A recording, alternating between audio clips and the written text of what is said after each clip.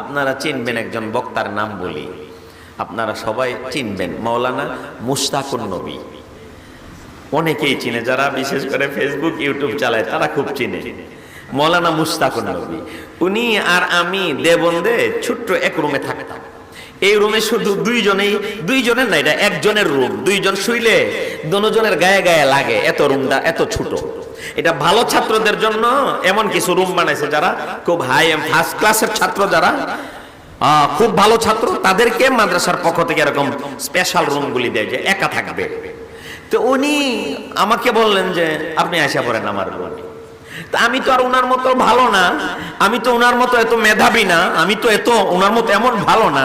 তবে আমার আল্লাহর রহমতে, আমার উস্তাদদের দোয়ার বরকতে আমি একটু পড়াশোনায় মনোযোগী ছিলাম। আমার শ্রদ্ধাভাজন বড় ভাই সাদিক ভাই, উনি যখন উপরে পড়েন তখন আমি নিচে পড়ি। আমি একটু পড়াশোনা বেশি করতে চাইতাম। জানি না মাওলানা মুশতাকুন নবী এ কারণেই কিনা আমাকে ডেকে বললেন, আপনি আমার রুমে চলে আসেন, আমরা একসাথে এক রুমে থাকবো। তো এক রুমে চলে গেলাম, পুরা বছর আমরা একসাথে থাকলাম। সব সময় কথাবার্তা হইতো, কিতাবাদি পড়াশোনা করতাম, একসঙ্গে খানা উঠাইতাম। উনি আমাকে না জানিয়ে উনি তাড়াতাড়ি আমার টিকিট সহ ব্যাগ সহ ওই দেওবন্দের রুটে উঠাইবার জন্য উনি ব্যাগ নিয়ে চলে যেত আমাকে না জানায়া। আমি চেষ্টা করতাম ওনাকে না জানায়া ওনার টিকিটটা নিয়ে ওনার খানাটা আর আমার খানাটা আমি একসাথে উঠাই নিয়ে এসে পড়ি। অনেক সময় আমাকে ঘুম পাড়ায় রাইখা উনি ওই সকালবেলার খানা পাকাই লাইতেন। খানা পাকাইতেন মানে কি, ভাত বসাইতেন, ভাতের মধ্যে দু একটা আলু দিয়ে দিতেন। কোন কোন সময় মুতালার তাড়াতাড়ির কারণে এই আলু কোন সময় চুলাইবে থাক, আলুর জায়গায় আলুই থাক, পেঁয়াজ কেটে একটু লবণ টিপ দিয়ে 2-4 নলা মুখে দিয়ে দৌড়াইয়া কিতাব পড়ার জন্য চলে যেত। তা আমি দেখলাম লোকটা তো খুব, ছাত্রটা তো খুব নেককার। তার বাড়ি হলো লক্ষ্মীপুর, নোয়াখালী লক্ষ্মীপুর হইল তাদের মূল বাড়ি। তবলিগি নেসাব, ফাজাইলে আমল, তবলিগি নেসাবের বঙ্গ অনুবাদ, বাংলা অনুবাদটা যিনি করছেন উনি হলেন মুশতাকুন নবীর আপন নানা, ওনার নাতি হলেন মুশতাকুন। এই সব দিকে আমার তাকে খুব পছন্দ লাগে, তার সাথে আমি চলাফেরা করি, একসাথে পড়াশোনা করি, এক রুমে থাকি। দেশে যখন চলে আসছি অনেক দিন পর তার সঙ্গে ফোনে কথা, দারুল আরকাম থেকে তাকে ফোন দিলাম। তো ফোন দিয়ে আমি তাকে এই শেরটা শোনাইলাম, উহিব্বুস সালিহিনা ওয়ালাস্তু মিনহুম, উহিব্বুস সালিহিনা ওয়ালাস্তু মিনহুম, লাআল্লাল্লাহ ইয়ারযুকুনি সালাহা, লাআল্লাল্লাহ ইয়ারযুকুনি সালাহা। আমি বুঝাইলাম, মুশতাক ভাই আমি আপনাকে মহব্বত করি, কারণ আপনি নেককার মানুষ, নেককারদেরকে আমি ভালোবাসি। এই আশায় যদিও আমি নেককার না, আল্লাহ যেন দয়া করে নেককারদের মহব্বতের উসিলায় আমাকে আল্লাহ নেককার বানায়া দেয়।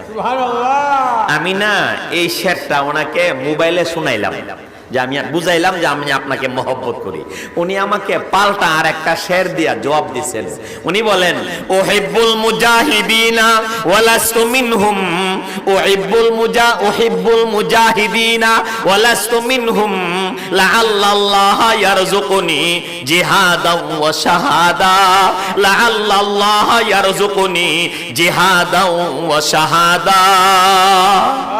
উনি কয়, আমি মাজহার ভাই আমিও মুজাহিদদেরকে ভালোবাসি, যারা আল্লাহর রাস্তায় আল্লাহর দ্বীনের জন্য জীবন দেওয়ার জন্য তৈরি হইয়া জিহাদের ময়দানে জীবন দিয়া দেয়, আমি সেই মুজাহিদদেরকে ভালোবাসি। যদিও আমি মুজাহিদ হতে পারি নাই, এই আশাই আল্লাহ যেন আমাকেও জিহাদের জন্য আর শাহাদাতের জন্য কবুল করে। সুবহানাল্লাহ। তো আমি বলছিলাম আমরা পাক্কা ইমানদার, মজবুত শক্তিশালী ইমানদার হতে পারি নাই, তবে আমরা এইটুকু আল্লাহর দরবারে আশা করি, যা পাক্কা ইমানদার যারা, আল্লাহর প্রিয় বান্দা যারা, নেককার যারা, পরহেজগার যারা, উলামায়ে কেরাম যারা, হাফিজি হুজুর রাহমাতুল্লাহ আলাইহির মতো, পীরজি হুজুর রাহমাতুল্লাহ আলাইহির মতো, শামসুল হক ফরিদপুরি রাহমাতুল্লাহ আলাইহির মতো, আল্লামা আহমদ শফি রাহমাতুল্লাহ আলাইহির মতো, রাসূল মুফাসসিরিনের মতো, মুফতি আজমের মতো, শাইখে দিগলবাগির মতো এমন বড় বড় পাক্কা ইমানদারদেরকে আমরা অন্তর দিয়ে ভালোবাসি। এই আশা যে আল্লাহ যেন আমাদেরকে তাদের অন্তর্ভুক্ত করে দেন। সুবহানাল্লাহ। মাতা